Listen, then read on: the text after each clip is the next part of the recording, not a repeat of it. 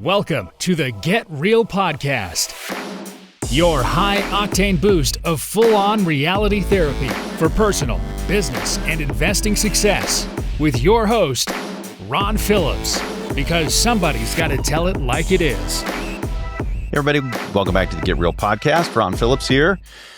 I got a really cool email from one of the fans of the show, kind of the fan of the company, and the feeling is mutual.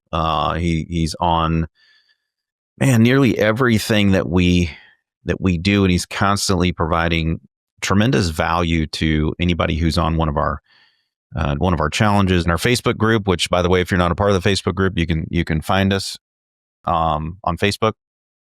Just ask to join the group. We'll let you in there, and well, so long as you maintain civility in there, we'll let you stay. Well, unless you start to try to sell your own stuff, and then of course we'll kick you out. So, but Jared sent me a really thoughtful email about topics that he thinks that pretty much anybody listening to the show might want to hear. I'm going to do a series. That's how many are in here. So, Jared, I appreciate the email because I do think that some of these things are going to be super impactful. The first one that he says is, well, he actually suggested the series, so I'm not taking credit for the series either. This is literally what he said. Since your podcast is all about getting real, I think a great series will be focused on the big hurdles people face when trying to get into real estate or advancing their journey. I think Jared is right. What's up, Jeremy? Jared, that's how he always comes on to anything that we do. What's up? Topics like saving money for a down payment. So I'm going to start with talking about money. I'm going to start by talking about money. There's several other things he talks about in here, which I think all would be very impactful. I'm going to do a series on just this. So in case you think that if you email into the show, invest@rpcinvest.com, that we don't actually read those and that we don't actually do shows on them, I'm here to tell you that Jared emailed in, and this is a really, really good email with a ton of different shows in here. So we're going to do them. This one is about money. I used to do live presentations, and in those presentations, we had people who were scraping money together all the way to people who had millions of dollars to invest. They were all in the same room. And it's interesting to talk to all of those different people and the different challenges that they have, because they all have challenges. I mean, the people who are trying to deploy $1 to several million have a whole different string of challenges associated with them deploying that type of capital than the people who have, they have meager means and they're trying to get their first investment property. And so I want to try to span all of that. I want to try to talk about the different challenges that each one of these groups find themselves in, and some different strategies for each one. I'm going to start with the folks who don't have much, because they're the folks who most everybody out there on the internet talks to. There's a reason for that. So if that's you and you're listening, let me give you the get real reason why you are the person that there are so many people out there trying to market to you. It's very simple. You are the easiest person to emotionally move. Now, that may sound harsh, but that's the truth. And I know that internally because I know a lot of the people who, from the business over the last 25 years, the easiest place, if I want to do an information product, the easiest place is to the largest audience. The largest audience in America are not millionaires. So you are a target, and that target is always an emotional pull,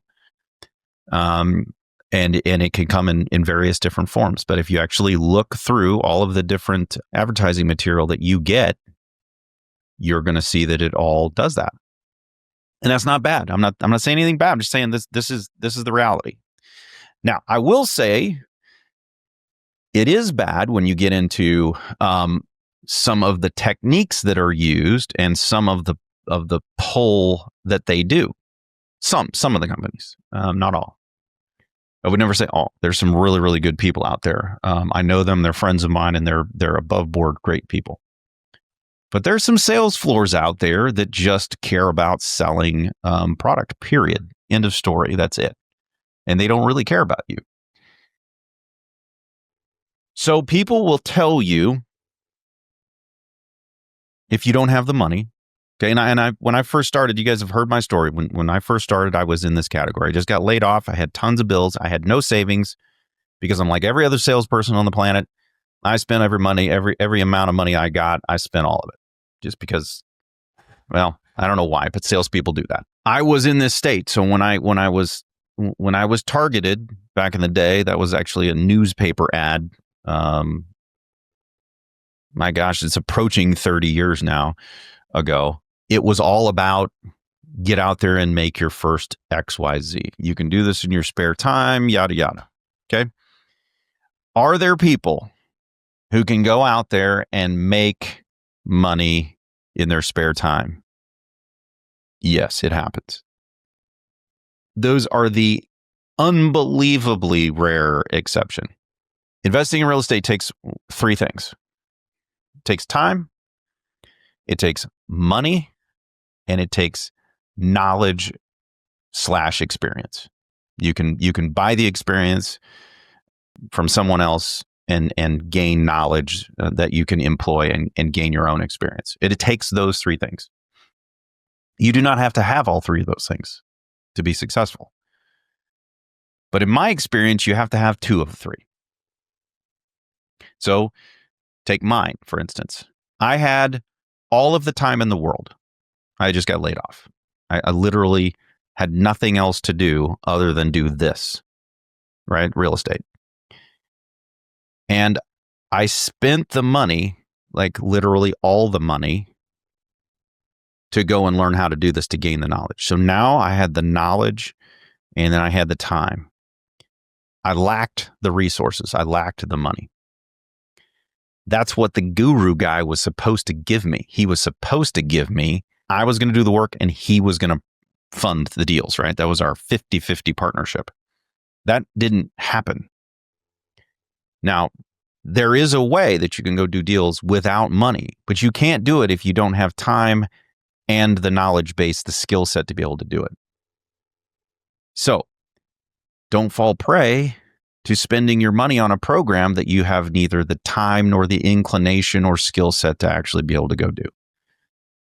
And I'm sorry, but that's the truth. Okay? Because we already suggested that money is an issue, right? So for this group, for this category, how do you do it? How do you actually make this happen? Well, if you have time, so if you get laid off and you got to actually go do something, well, then you have all the time in the world, then I would suggest go get the knowledge and make it happen. If you don't have the time because you're still working a full-time job and you're just, kind of barely making ends meet kind of things, it's typically because you're overspending. So we had these folks that used to come to our club meetings in Utah. The Petersons, great family. When I sat down with them, they were in this category. They had, but they had great credit. And back in the day, they could have actually bought properties. I mean, because anybody who could fog a mirror could buy properties. But they had, I don't remember how much, like $50,000, 40, somewhere between $40,000 and $60,000 worth of credit card debt. They had no business buying investment real estate. It wouldn't have helped them. It would have hurt them to do that. And that's what I told them. And I said, look, if you want the get real, no joke, what you need to do, you need to pay off the credit card debt. Now, that's not what they wanted to hear. It's especially not what Scott wanted to hear. But they took it. He and his wife took it. And I said, it's going to suck, but for a while, you're going to have to work your butt off. And you're going to have to crank on this debt and get it paid off. And you're going to have to cut your living expenses so that you have the additional money to be able to do that and really crank hard on it. In a short amount of time, you'll be surprised you'll have it paid off. And I'll be damned if they didn't do that. Change their lives.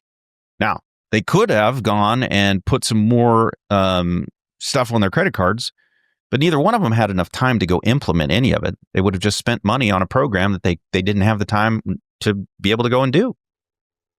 So I beg you, if you're in this category, be honest with yourself.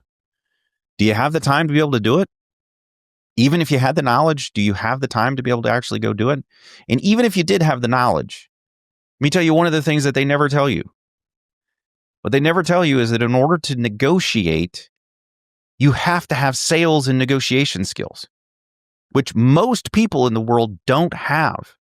And most people don't have the inclination to gain them, which means you're probably still not going to be successful even if you have the knowledge and the time. When I first started, I was laid off from a sales position. It was my several sales positions deep. I was the director of sales. I knew how to sell, and I knew how to negotiate. I had that skill set. All I needed was the skill set that they normally teach you, which is how to go do the stuff, the technical pieces of it. But when I got into the first house, I already knew how to negotiate. Most people don't. They're scared to death of it. Most people don't like calling people on the phone. Most people don't like going to people's houses and negotiating deals. Be honest with yourself. If that's not you, then that's not the right path. But I simply don't accept that if you want to invest in real estate and you don't have a ton of money, that you'll never make it happen. Because not only did I see the Petersons do that, but I saw another lady out of California named Laura. She made almost no money for living in Southern California. And I mean, almost no money. And she worked a full-time job, but it's expensive in California. But this lady, she rented a house. She had like 3 roommates or something like that. And so she didn't really pay rent. So she was able to save that money. And she just saved and saved and saved and saved. And she had more money than most people who make 3 or 4 times the amount of money that she had, that she made. I was dumbfounded at how she'd even saved up that money. But she was able to invest. So I just straight up don't agree with the fact that it may take more time. It may not be the easy button that everybody wants. But anybody who wants to invest in real estate can save enough money to do it in America. It just may not be the most comfortable thing in the world. But I implore you to be honest with yourself before you go buying tens of thousands of dollars worth of information products as to whether or not you're actually going to go and use them. The bookshelves of houses all across the country are littered with programs still in the cellophane, never been opened. Tens of thousands of dollars sitting and wasting. Okay. Hopefully that helps if you're in that first category. I hope I helped you not invest in something that isn't going to do you any good. Okay. For everybody's kind of in the middle, not got millions of dollars, but you've got some money and you don't know what to do with it, there's another whole set of problems. Because as soon as you start investing, you're going to very rapidly run through the amount of capital you have set aside for investment.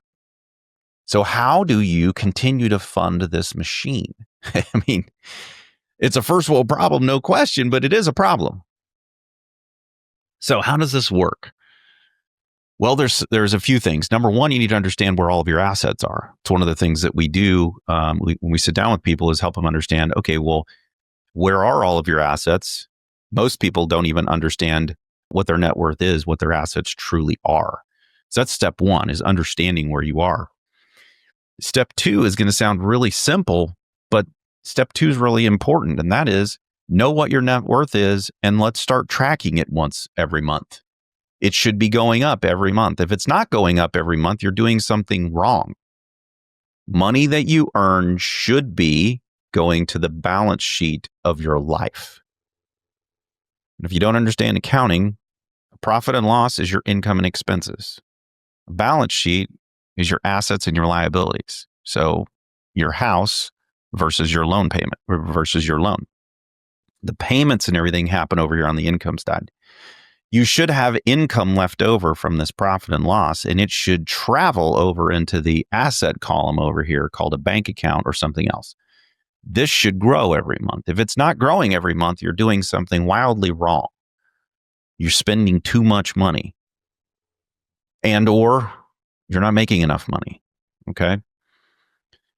So that's number one. Track it, because what you track, you can actually expand.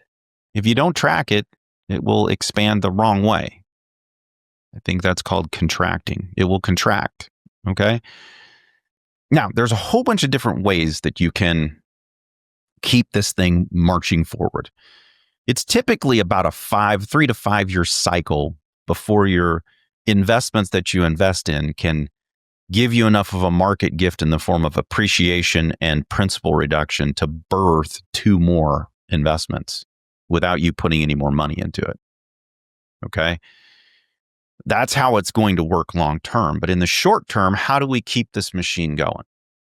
Well, first off, if you have additional money that is going into the asset column over in your account, you can do something that I've seen some people do extremely well. I don't know if Jared does this. Jared, maybe you can just email me and tell me. But I have some investors who do this incredibly well. And it keeps them buying properties much, much faster pace, I guess I'll say, than the rest of my investors in this kind of middle tier. And that is that they use permanent life insurance. I don't have a permanent life insurance policy to sell you. So I'm telling you this because I have multiple policies that I'm not going to sell. Well, stand back, time out. Everything I own is for sale for the right price. I just doubt you're going to give me enough money for them. But I have insurance contracts, and those insurance contracts are permanent. Mine happen to be whole life. That's what I like.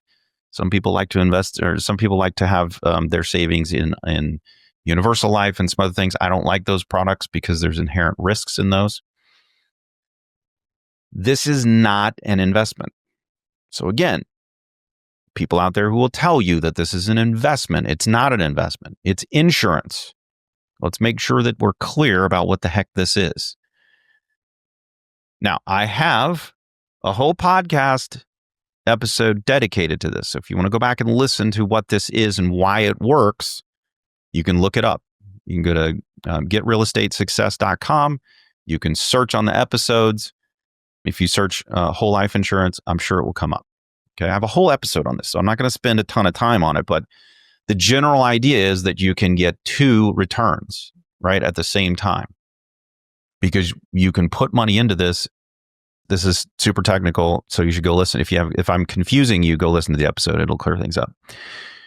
But basically, when you overfund an insurance policy, there's cash value that's sitting in there. That cash value, you can borrow against it. You're not actually taking your cash out and going and using it. That's not how it works. You're actually taking a loan. You can take a loan from the insurance company. You can take a loan from the bank. You can take wherever you can get the money. You're taking it against the insurance policy. Okay. You're taking it against this policy. Okay.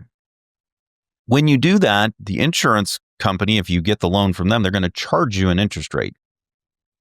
However, if you can make more money on the investment than they're charging you, then you're arbitraging your money. So all of the cash flow that comes in from those properties, what these people do is they put them back into the insurance, right? It's like a savings account. But because your money is still making money sitting there while it's invested somewhere else, you're making money in 2 different places. And it speeds up the birthing of more and more and more properties. It's like that's like a savings account on steroids. If you pumped your savings account full of steroids and then you put it in the gym, that's what this is. And there's a lot of people who use that. Second thing I would tell you is that a lot of people have retirement accounts. They have retirement accounts that are performing okay, or over the last many years, they've performed really, really well.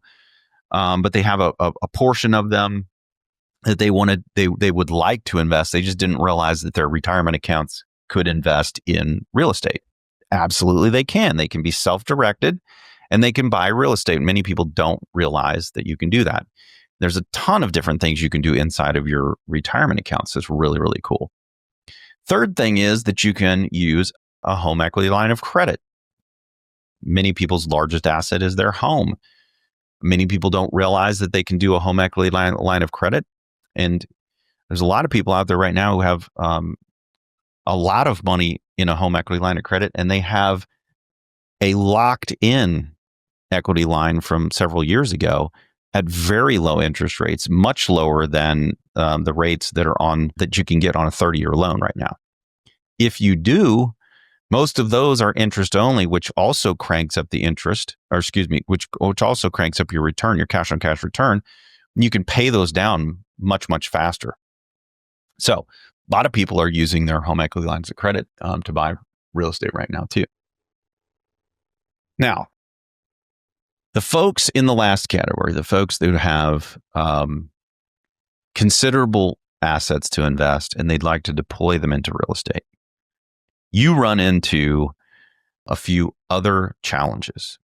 The first one is on conventional loans, there is a limit to the number of loans that you can do. Okay, so the lowest interest rate, best loans that you can get, 30-year fixed conventional loans, there's a limit. And when you're investing north of $1 million somewhere, it becomes a challenge to invest that much money and stay under that loan limit. But understanding that going into it can change both what you invest in and how you do it.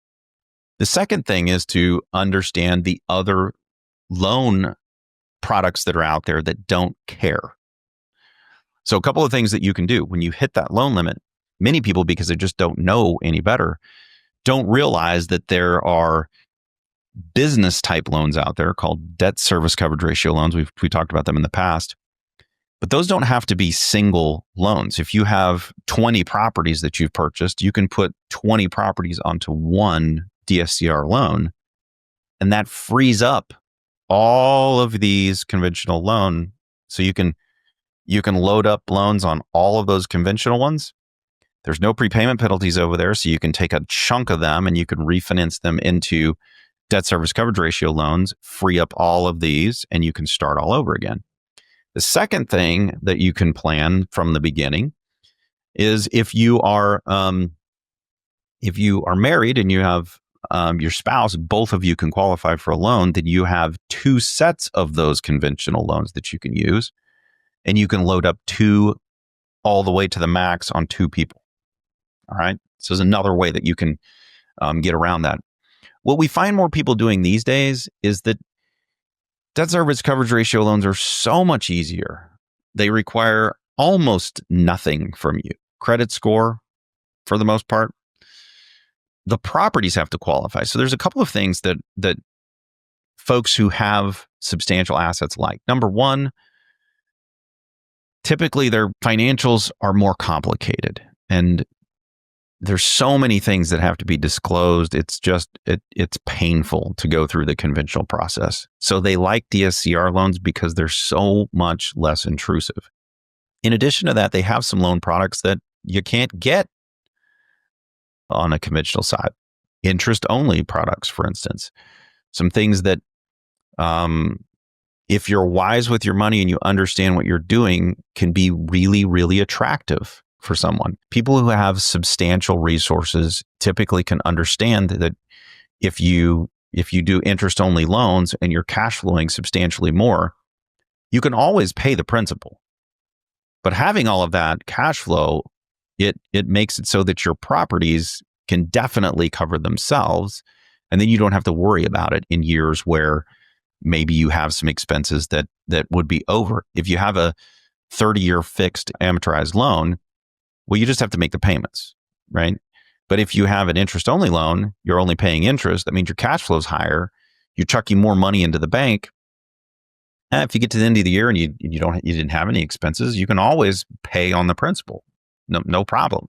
The other thing is when you're deploying that much capital, the next episode that I do, we're going to talk about how to maintain some semblance of order when you have this many properties and you have a lot of different property management companies. I'll get into that in the next one. But that becomes a challenge when you have either you were in category 2 and you've now grown a substantial portfolio because your properties that you bought birthed more properties, or you just started out of the gate, you had a lot of resources and you've acquired a lot of properties. What do you do now? How do you manage this? So there's a little bit on finances, kind of starting out in life all the way to I've got a lot of assets and everything in between, kind of all the problems that go along with that and are associated with that. So a couple of shows I'm going to do. I'm going to do one on insurance because I find that people oftentimes are a little bit confused about insurance. I'm going to do one on insurance. I'm going to do one about what I just said. Like, how do you maintain and manage this craziness when you have so many different ones? I'm going to do one on evaluating not only new deals, but current deals that you have. And that's not really a part of, but kind of a part of how do you manage this thing? How do you maintain it? How do you grow it? I just want to remind everybody, this is a business, right? Whether you directly hire the people to be on a payroll is irrelevant. It's still a business, and the business has to be run and managed well. So I'll give you some thoughts on that and how to do it. But hopefully this was helpful. I think Jared hit several different things here that are going to be really, really good. So I'm going to go through these. We'll do a series over the next few weeks on these. Again, really appreciate it, Jared. Thank you for being a team player. Such a great, valuable asset to everybody in the Facebook group, everybody he comes in contact with, and our team loves him. So thank you, Jared. Till next time, get out there and make something happen. This has been the Get Real Podcast. To subscribe and for more information, including a list of all episodes, go to getrealestatesuccess.com.